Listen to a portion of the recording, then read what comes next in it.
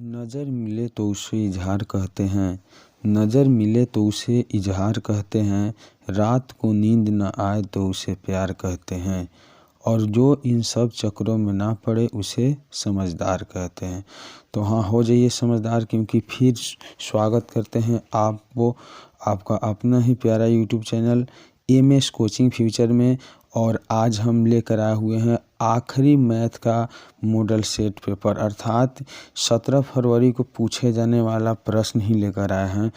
Bihar board matric परीक्षा 2022 में 100% guarantee के साथ ये प्रश्न पूछे जाने वाले हैं। और इसमें हम 50 वैसे प्रश्नों के बारे में बताए हैं, अर्थात 50 वैसे प्रश्न हल किए हैं जो आपको 50 नंबर पक्का है दिला सकता है। तो चलिए आपको बताते हैं थोड़ा से क्वेश्चन टाइप किस प्रकार से होगा। तो आपका क्वेश्चन पिछले वीडियो में जिस प्रकार बताए थे उस टाइप से ही होगा।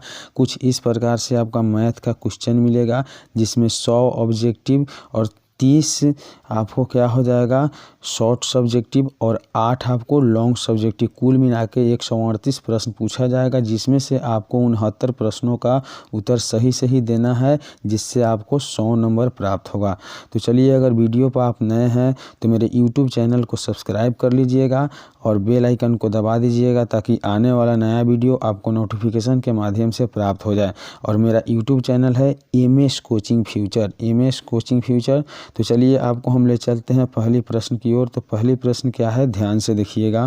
पहली प्रश्न है कि आपका यदि tan थीटा 5/12, यदि tan थीटा 5/12 हो तो sin थीटा का मान क्या होगा। तो tan थीटा 5/12 है, तो sin थीटा का मान निकालने के लिए सबसे पहले आपको देखना होगा कि tan थीटा कितना दिया हुआ है, तो 5/12 दिया हुआ है, अर्थात P और B का मान आपको दिया हुआ है। तो H का मान निकालने के लिए रूट का अंदर क्या होता है P का स्क्वायर, अर्थात 5 के स्क्वायर 25 हो जाएगा, और प्लस में क्या हो जाएगा B का स्क्वायर, तो B का स्क्वायर 12 के स्क्वायर कितना हो जाएगा, तो 144, और इस दोनों को जोड़ देंगे तो कितना हो जाएगा 169, और 169 का वर्गमूल कितना होता है 13। इसके मतलब है कि आपका H के मान कितना आ गया 13, तो H के मान आपको 13 आ गया, और P के मान आपका 5 दिया हुआ है, और B का मान आपका 12 है। तो अब चाहिए आपको साइन थीटा, यानी साइन थीटा का मतलब हुआ P/H का मान। तो P का मान कितना है, तो P के मान 5 दिया हुआ है, और H कितना निकाल लिए हैं, तो H का मान निकाले हैं 13। इसलिए इसका सही उत्तर क्या हो गया आपको पता चल गया होगा। तो सही उत्तर हो गया आपका ऑप्शन B, अर्थात 5/13। तो tan थीटा 5/12 हो तो साइन थीटा का मान क्या हो गया, तो 5/13 हो गया। अब हम देखेंगे दूसरी प्रश्न दिया हुआ है, एक तार 28 cm त्रिज्या वाले वृत्त के रूप में मोड़ दिया जाता है, तब वर्ग की भुजा क्या होगा। इस टाइप का प्रश्न अगर आपका आए परीक्षा में, तो आप क्या कर लीजिएगा, वर्ग की भुजा के बराबर में रख लीजिएगा वृत्त।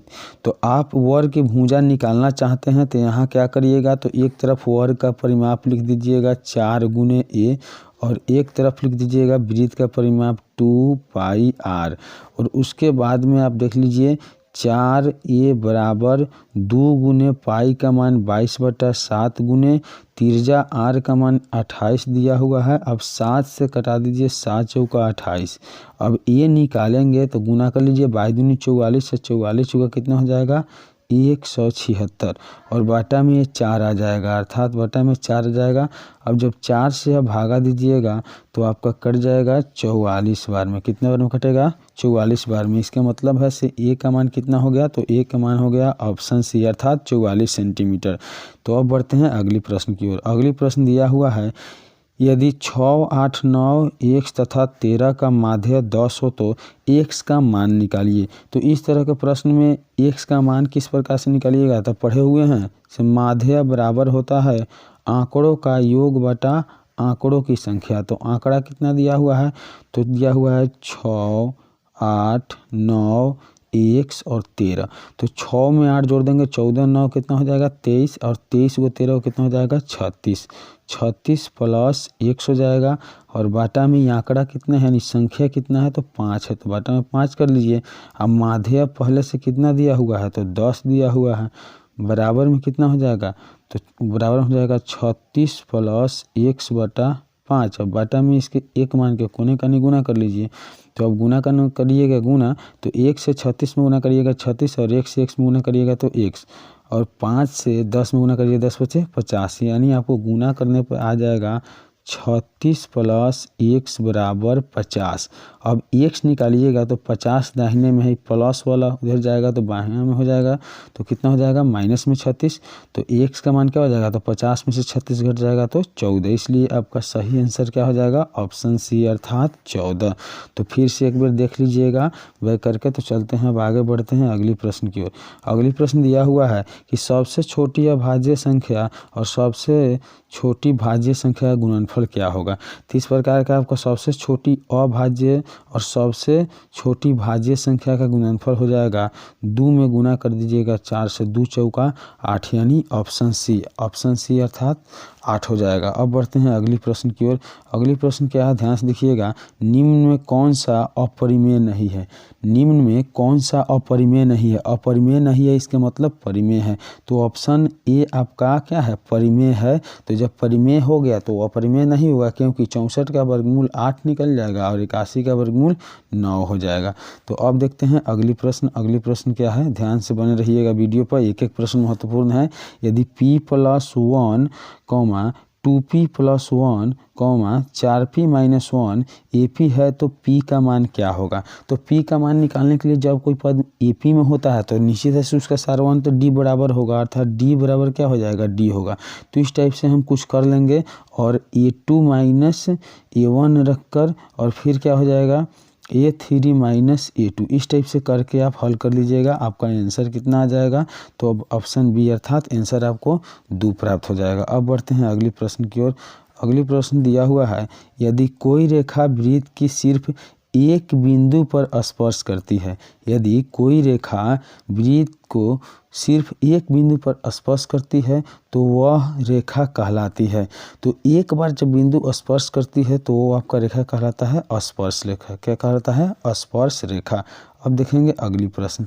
अगली प्रश्न है से 24, 15, 22 और 13, 9, 10 तथा 30 का परिसर क्या होगा। फिर से सुनिएगा, 24, 15, 22, 13, 9, 10 तथा 30 का परिसर क्या होगा। परिसर निकालना बहुत आसान होता है। परिसर निकालने में आप सबसे पहले ऊंच आंकड़े देखते हैं, यानी परिसर बराबर आप देख सकते हैं कि सबसे अधिकतम संख्या किसका है, तो सबसे अधिकतम है 30 और सबसे कम कितना है, न्यूनतम तो 9। तो 30 में से 9 घटा लीजिए 21, यही आपका क्या हो गया, परिसर। तो इसका सही उत्तर हो गया ऑप्शन डी। क्या हो गया, ऑप्शन डी अर्थात 21 हो गया। अब बढ़ेंगे अगला प्रश्न की ओर। अगला प्रश्न दिया हुआ है, cot 90 डिग्री माइनस ए बराबर क्या होता है। तो cot 90 डिग्री माइनस थीटा बराबर क्या होता है, tan थीटा होता है। तो tan थीटा जब आपको ए है तो ए हो जाएगा, अर्थात ऑप्शन सी यानी tan ए हो जाएगा। अब देखेंगे अगली प्रश्न। अगली प्रश्न क्या है, से 2 त्रिभुज समरूप होते हैं यदि उनके संगत कोण बराबर हो। उनकी संगत भुजाओं एक ही अनुपात में हो। सी में दिया हुआ है दोनों और डी में दिया हुआ है इनमें से कोई नहीं। तो जब त्रिभुज कोई समरूप होता है तो उनके संगत कोण भी बराबर होते हैं और उनकी संगत भुजाओं का अनुपात भी बराबर होते हैं, तभी वो क्या होते हैं, समरूप होते हैं। तो इसलिए इसका सही उत्तर हुआ ऑप्शन सी अर्थात दोनों। अब देखेंगे अगला प्रश्न। अगला प्रश्न क्या है, वीडियो पर लगातार बने रहिएगा, एक एक प्रश्न महत्वपूर्ण है। दिया हुआ है कि 3 - √3, 3 - √3 क्या है। तो 3 - √3 आपका एक कौन संख्या है, तो अपरिमेय संख्या है। अब देखेंगे अगली प्रश्न। अगली प्रश्न है से 11.23564 है। तो इस प्रकार के प्रश्न आए, अगर लगातार बार बार कोई संख्या रिपीट होता है तब वो अपरिमेय हो जाता है, लेकिन बार बार रिपीट नहीं हो, अगर रुक जाए संख्या कोई अंतिम पर जाकर तो समझ लीजिए आपका परिमेय होगा। तो यहाँ आपका सही उत्तर हो जाएगा ऑप्शन सी अर्थात एक परिमेय संख्या है। ठीक है, अब बढ़ते हैं अगली प्रश्न की ओर। अगला प्रश्न है आपका दिया हुआ है कि 5,233 एक संख्या है। देखिए जो संख्या लगातार रिपीट हो यानी बार बार दोहराती है तो समझ लीजिए कि इसका पूर्ण विभाजन नहीं है। तो जब पूर्ण विभाजित नहीं हो इसके मतलब है सो ये क्या है, अपरिमेय संख्या होगा। कौन संख्या हो गया, अपरिमेय संख्या। इसलिए इसका सही उत्तर है ऑप्शन सी अर्थात एक अपरिमेय संख्या है। अब देखेंगे अगली प्रश्न। अगली प्रश्न दिया हुआ है कि 1/√7 है। 1/√7 क्या है, परिमेय संख्या है कि अपरिमेय संख्या है कि सम संख्या है कि इनमें से कोई नहीं। तो 1/√7 क्या हो जाएगा, तो 1/√7 आपको अपरिमेय संख्या हो जाएगा क्योंकि ये संख्या है √7 रूट से बाहर नहीं निकल सकते हैं। अब देखेंगे अगला प्रश्न। अगला प्रश्न दिया हुआ है से भाज्य ए और भाजक बी के लिए a बराबर BQ प्लस R में R के लिए कौन सा सत्य है। तो समझ लीजिए से R के लिए सत्य है क्या है, 0 से बड़ा होना चाहिए। क्या होना चाहिए, 0 से बड़ा होना चाहिए और बराबर होना चाहिए R, लेकिन R से भी बड़ा होना चाहिए B। इसलिए इसका ऑप्शन सी सही है। क्या है, ऑप्शन सी सही है क्योंकि R का संबंध यही होना चाहिए से 0 से बड़ा और बराबर होना चाहिए और B से क्या होना चाहिए, छोटा होना चाहिए। अब बढ़ते हैं अगली प्रश्न की ओर। अगली प्रश्न है एक द्विघात बहुपद के लिए मूलों का योग तथा गुणनफल क्रमशः 2 तथा -15 है। तो द्विघात बहुपद क्या होगा, तो द्विघात बहुपद का फॉर्मूला आता है x² माइनस अल्फा जोड़ बीटा इंटू एक्स और क्या हो जाता है, फिर होता है प्लस अल्फा इंटू बीटा बराबर 0। इसके मतलब है से x² माइनस अल्फा जोड़ बीटा का मान कितना दिया है, तो 2 दिया हुआ है, यानी योगफल 2 दिया है तो 2 और गुना में x है और क्या कर देंगे plus minus alpha into beta का मान -15 दिया हुआ है। अब क्या करना है, x² को आपको लिख देना है माइनस में 2x और प्लस से माइनस में गुना हो जाएगा तो माइनस में 15 बराबर में क्या हो जाएगा 0, यानी x² माइनस 2x माइनस 15 बराबर 0। इसलिए आपका सही उत्तर क्या है, तो सही उत्तर है ऑप्शन डी अर्थात x² माइनस 2x माइनस 15। ठीक है, अब बढ़ेंगे अगला प्रश्न की ओर। अगला प्रश्न है निम्न में से कौन बहुपद नहीं है। निम्न में से कौन बहुपद नहीं है, तो इसका सही उत्तर है क्योंकि आपका ऑप्शन सी बहुपद नहीं है, बहुपद नहीं है। ठीक है, अब बढ़ते हैं अगली प्रश्न की ओर। अगली प्रश्न क्या है, ध्यान से देखिएगा, वीडियो पे लगातार बने रहिएगा। लिखा हुआ है से एक घात वाला बहुपद कहलाता है। एक घात वाला बहुपद क्या कहलाता है, तो एक घात वाला बहुपद आपको रैखिक बहुपद कहलाता है। कौन बहुपद कहलाता है, रैखिक बहुपद कहलाता है। अब देखेंगे अगली प्रश्न क्या है, तो अगली प्रश्न है निम्नलिखित में कौन बहुपद नहीं है। निम्नलिखित में कौन बहुपद नहीं है, तो इसका सही उत्तर क्या है, तो सही उत्तर है ऑप्शन सी अर्थात 1/x-1 आपका बहुपद नहीं है। अब देखेंगे अगला प्रश्न। अगला प्रश्न दिया हुआ है कि द्विघात बहुपद x² माइनस 5x प्लस 6 के शून्यक है। तो इस शून्यक निकालने के लिए आप AC फैक्टर निकाल सकते हैं और AC फैक्टर पे आपको आसानी से शून्यक प्राप्त हो जाएगा। अगर नहीं भी शून्यक प्राप्त हो तो यहाँ कुछ देर के लिए ऑब्जेक्टिव टाइप प्रश्न है, तो उसको मतलब समझ लीजिए जैसे हल करने के लिए आप 6 को गुणनखंड कर दीजिए तो 2 तिया 6 आ गया, यानी एक 2 आया एक 3 आ गया। तो 2 और 3 आपका दिया हुआ है ऑप्शन सी में। क्या दिया हुआ है, ऑप्शन सी में। इसलिए इसका सही उत्तर हो जाएगा 2,3। क्या हो जाएगा, 2,3। अब देखेंगे अगली प्रश्न। अगली प्रश्न है समीकरण का निकाय 5x माइनस 3y प्लस 2 बराबर 0 और 6x प्लस y और माइनस 2 बराबर 0 किस प्रकार का हल है। इसका हल क्या हो सकता है, तो हल करने के लिए आपको a1/a2 b1/b2 इस तरह से कुछ करके देखना पड़ेगा। तो करने के बाद आपका सही उत्तर आ जाएगा वास्तविक एवं अद्वितीय। क्या आ जाएगा, वास्तविक एवं अद्वितीय। अब देखेंगे अगली प्रश्न। अगली प्रश्न क्या है, तो दिया हुआ है समीकरण का निकाय 2x प्लस ay बराबर 1 और 3x माइनस 5y बराबर 7 में अचर a किसके मान के लिए एक अद्वितीय है, यानी a के किस मान के लिए अद्वितीय है। तो इसको तो थोड़ा हल करना पड़ेगा और ज़्यादा समय लगेगा। तो फिलहाल इतना समय तो यहाँ नहीं दिया जा सकता क्योंकि PDF है। तो आप क्या करिएगा, इसको कॉपी पे हल कर लीजिएगा और हम आंसर बताते हैं। तो आंसर आपका सही है कि a का मान यहाँ -10/3 नहीं हो सकता है। क्या हो सकता है, a का मान -10/3 नहीं हो सकता है। अब बढ़ेंगे अगली प्रश्न की ओर। अगली प्रश्न है कि समीकरण का निकाय a1x plus b1y plus c1 बराबर 0 और a2x b2y और c2 बराबर 0 का अद्वितीय हल होगा।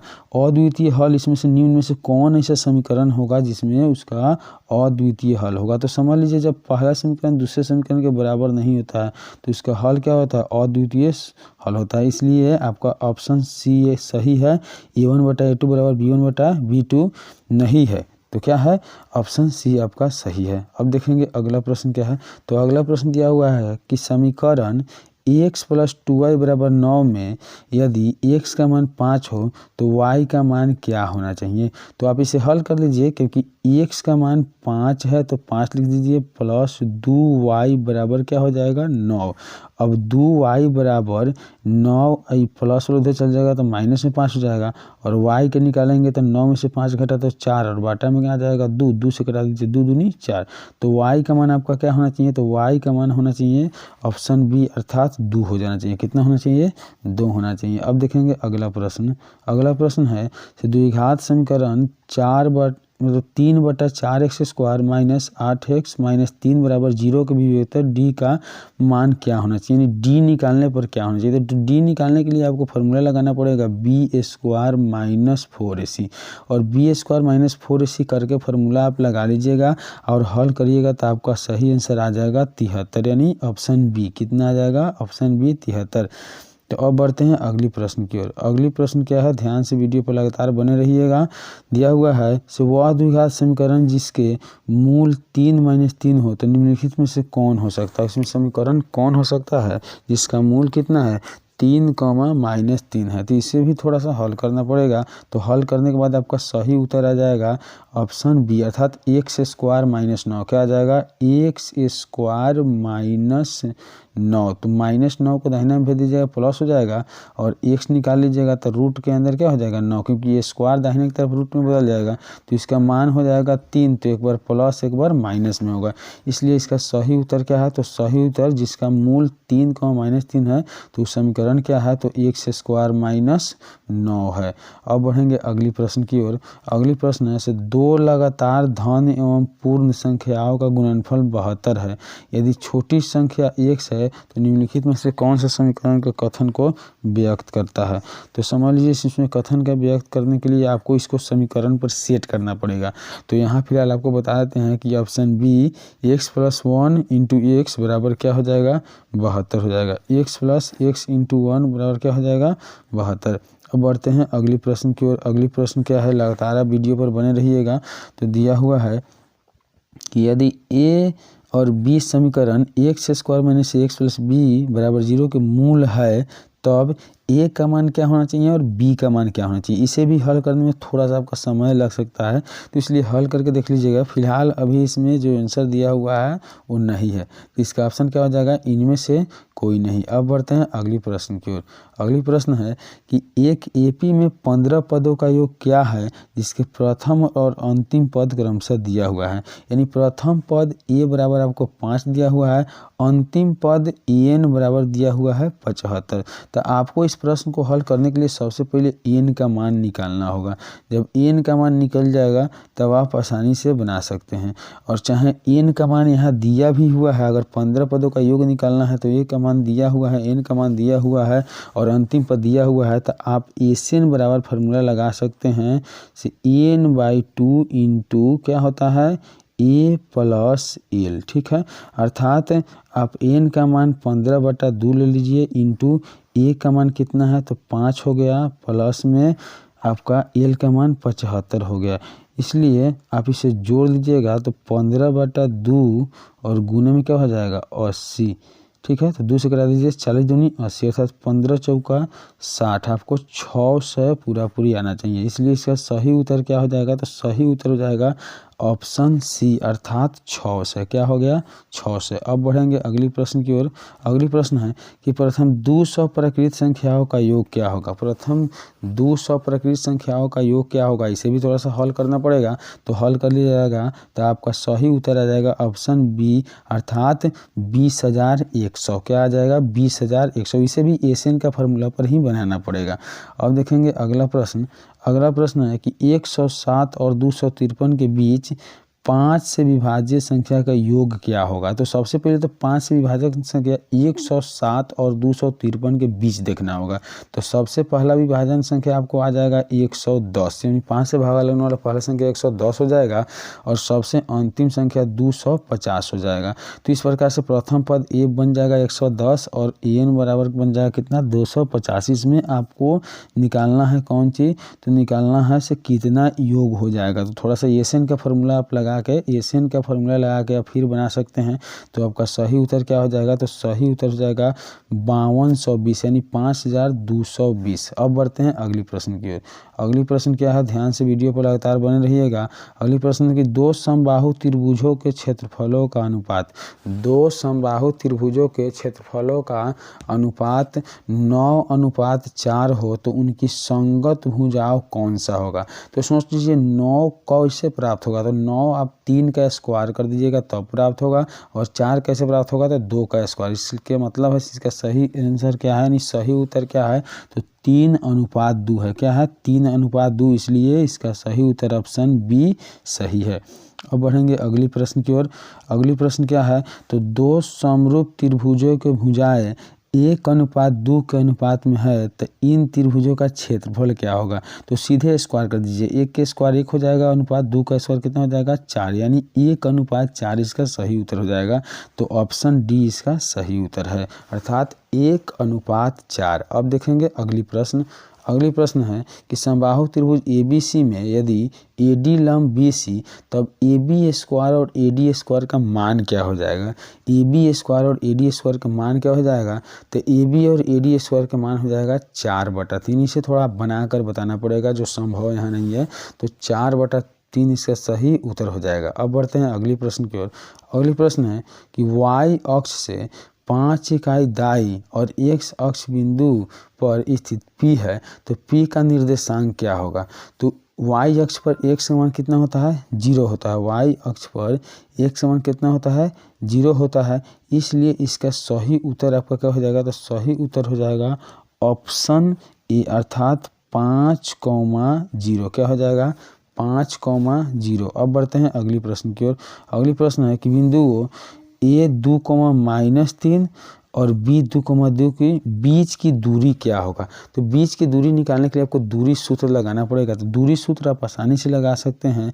तो सबसे पहले दूरी सूत्र में आप x2 - x1 यानी 2 में से 2 के घटा लेंगे तो क्या हो जाएगा, 0 हो जाएगा। तो 0 का स्क्वायर 0 हो जाएगा, प्लस दूसरा में आपको देखना पड़ेगा तो y2 - y1 अर्थात 2 में से 3 को घटा लीजिएगा तो जोड़ना पड़ेगा, क्योंकि 5 का स्क्वायर कितना हो जाएगा, 25 हो जाएगा।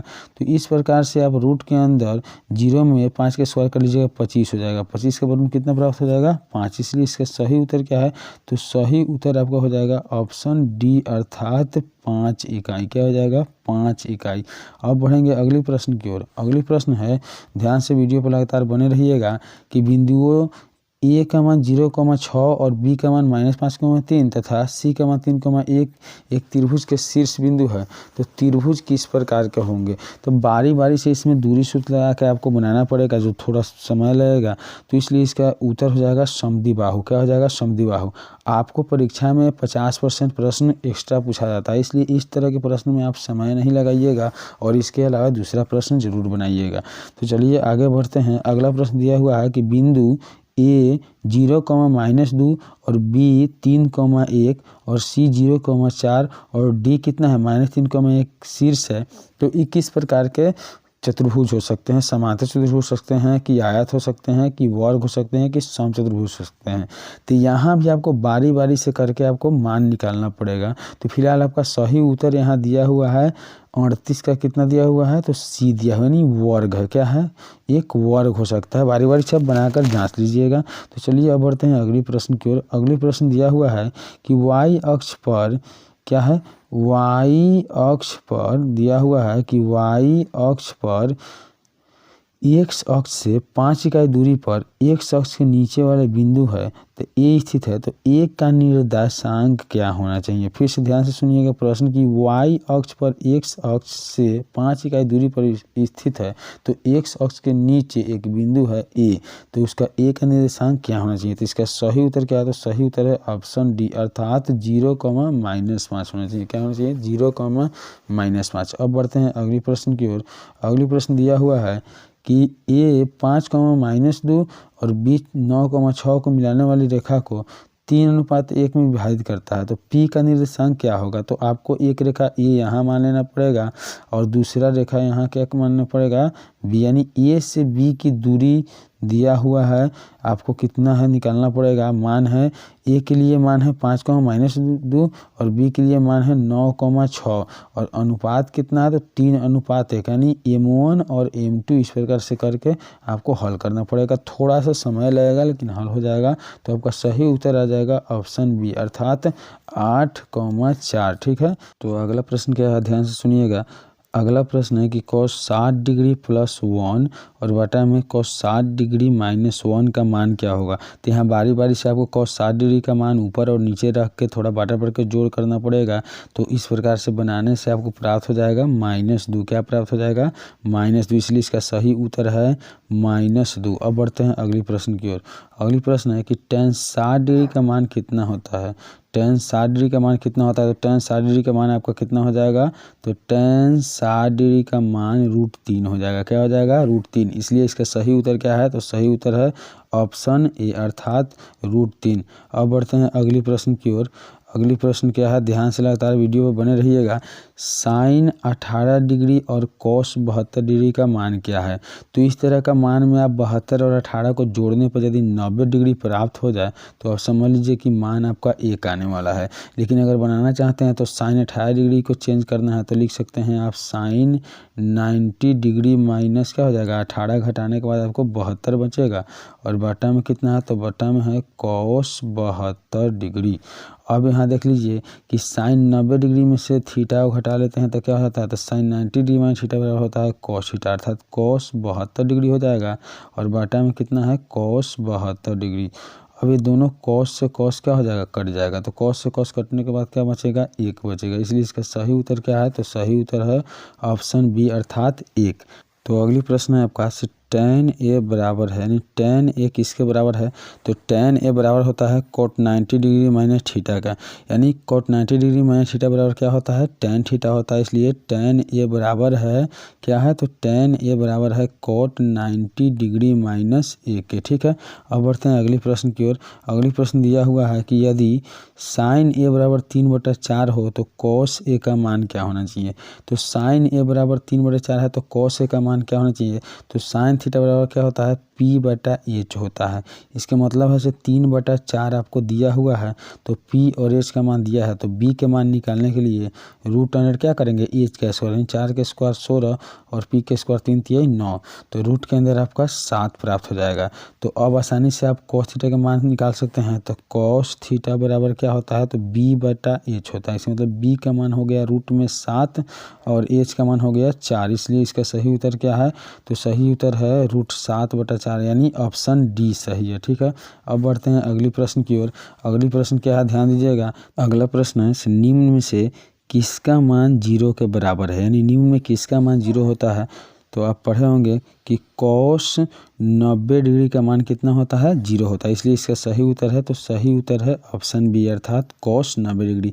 अब बढ़ते हैं अगले प्रश्न की ओर। अगले प्रश्न दिया हुआ है कि पीटी दिए गए चित्र में केंद्र O है तो वाले वृत्त का स्पर्श रेखा यदि OT का मान 3 cm और OP का मान कितना है 5 cm है तो P से T की लंबाई निकालना, क्या निकालना है, P से T की लंबाई निकालना है। तो PT आप देख सकते हैं इससे क्या बन रहा है, यानी लंब बन रहा है। तो लंब का मतलब है P बराबर हो गया से root under H square minus B square, यानी एच के मान यहाँ बन रहा है ओ पी, तो ओ से पी के मान 5 है, तो 5 का स्क्वायर कितना हो जाएगा, तो 5 का स्क्वायर 25 हो जाएगा, और बी का मान कितना हो जाएगा, यानी बेस आधार हो जाएगा ओ टी, ओ का मान 3, तो 3 का स्क्वायर कितना हो जाएगा 9। तो अब देखिए से आपका रूट 25 में से 9 को घटा लीजिएगा तो रूट के अंदर कितना हो जाएगा, आप ध्यान देना है, तो रूट के अंदर आपको हो जाएगा 16, और 16 का वैल्यू कितना होता है 4, इसलिए ऑप्शन ए इसका सही आंसर है। क्या है, ऑप्शन ए इसका सही आंसर है। अब बढ़ते हैं अगले प्रश्न की ओर। अगले प्रश्न दिया हुआ है कि यदि समांतर चतुर्भुज की सभी भुजाएं एक वृत्त को स्पर्श करे तो समांतर चतुर्भुज कैसा होना चाहिए। तो समांतर चतुर्भुज कैसा होना चाहिए, आयत होना चाहिए कि समलंब होना चाहिए कि वर्ग होना चाहिए कि सम चतुर्भुज होना चाहिए। तो आपका सही उत्तर है यहाँ ऑप्शन डी, अर्थात सम चतुर्भुज होना चाहिए। क्या होना चाहिए, सम चतुर्भुज। अब बढ़ते हैं अगली प्रश्न की ओर। अगली प्रश्न दिया हुआ है कि किसी वृत्त की बाह्य बिंदु P से वृत्त पर दो स्पर्श रेखाएं PA और PB खींची गई है, तो PA का मान 6 cm और PB की लंबाई क्या होना चाहिए। तो कुछ जो पिछला बनाए थे प्रश्न उसी टाइप से बनाना पड़ेगा। तो बनाने के बाद आपका सही उत्तर आ जाएगा ऑप्शन सी, अर्थात 6 cm। क्या आ जाएगा, ऑप्शन सी अर्थात 6 cm। अब बढ़ते हैं अगली प्रश्न की ओर। अगली प्रश्न दिया हुआ है कि दो वृत्तों की त्रिज्याएं का अनुपात दिया हुआ है 3:4 है। कितना है, 3:4 है। तो उनके क्षेत्रफलों का अनुपात क्या होगा। तो दो वृत्तों की त्रिज्याओं का अनुपात 3:4 है, तो उनके क्षेत्रफलों का अनुपात क्या होगा। तो 3 का स्क्वायर आपको 9 हो जाएगा, और 4 का स्क्वायर कितना हो जाएगा, 16 हो जाएगा। इसलिए क्षेत्रफल का अनुपात कितना हो जाएगा, तो क्षेत्रफल का अनुपात हो जाएगा 9:16। इस प्रकार के प्रश्न को आप सीधे वर्ग कर लीजिए और आंसर प्राप्त हो जाएगा। अब बढ़ते हैं अगले प्रश्न की ओर। कह रहा है कि यदि एक वृत्त की परिमाप और क्षेत्रफल संख्यात्मक रूप से बराबर है तो उस वृत्त की त्रिज्या क्या होना चाहिए। यानी एक वृत्त की परिमाप और क्षेत्रफल क्या है, बराबर है। तो आप देख सकते हैं कि पाई आर स्क्वायर बराबर क्या है, 2 पाई आर है। तो पाई से पाई को कटा सकते हैं, एक आर से एक आर कटा लीजिएगा तो बच गया आर। तो आर का मान कितना हो जाएगा, 2, इसलिए त्रिज्या इसका 2 आ जाएगा। ऑप्शन ए सही है, यानी 2 मात्रक इसका त्रिज्या हो जाएगा। अब बढ़ते हैं अगली प्रश्न की ओर। अगली प्रश्न क्या है, वीडियो पर लगातार बने रहिएगा। अगली प्रश्न है कि दो वृत्तों का क्षेत्रफलों का अनुपात x स्क्वायर और y स्क्वायर है, तो उनकी त्रिज्या क्या होगा। तो त्रिज्या या तो x होगा और y होगा, तभी तो इसका क्षेत्रफल x स्क्वायर और y स्क्वायर संभव है। इसलिए इसका सही उत्तर है ऑप्शन डी, अर्थात x और y। दो वृत्त को त्रिज्या कितना है, यानी दो वृत्त का क्षेत्रफल है x स्क्वायर y स्क्वायर, तो इसकी त्रिज्या क्या होगी, तो त्रिज्या हो गई डी, यानी x और y। अब बढ़ते हैं अगली प्रश्न की ओर। अगली प्रश्न है कि यदि किसी वृत्त की त्रिज्या k गुनी कर दी जाए तो पुराने और नए वृत्तों का क्षेत्रफल का अनुपात क्या हो जाएगा। तो पुराने और नए क्षेत्रफल का अनुपात आपका 1 का स्क्वायर 1 ही होता है, और k का स्क्वायर क्या हो जाएगा, k स्क्वायर, यानी 1:k स्क्वायर क्या हो जाएगा, 1:k स्क्वायर इसका सही उत्तर होगा। अब बढ़ेंगे अगली प्रश्न की ओर। अगली प्रश्न दिया हुआ है कि एक बेलन का व्यास 28 cm और उसकी ऊंचाई 20 cm है, तो बेलन का कुल पृष्ठ का क्षेत्रफल। तो यहाँ व्यास दिया हुआ है d, तो त्रिज्या r आप निकाल सकते हैं, तो 14 आ जाएगा, और ऊंचाई h आपको दिया हुआ है 20। अब रहा आपको हल करना, तो हल करने के लिए तो बेलन का कुल पृष्ठ का क्षेत्रफल आपको क्या हो जाएगा, तो 2 पाई r into r plus h। इस पे आप बैठाकर आसानी से हल कर सकते हैं। तो इसका सही उत्तर क्या होगा, फिलहाल बता देते हैं। तो सही उत्तर हो जाएगा ऑप्शन ए, अर्थात 2993। क्या हो जाएगा, 2993। तो अब बढ़ते हैं अगली प्रश्न की ओर।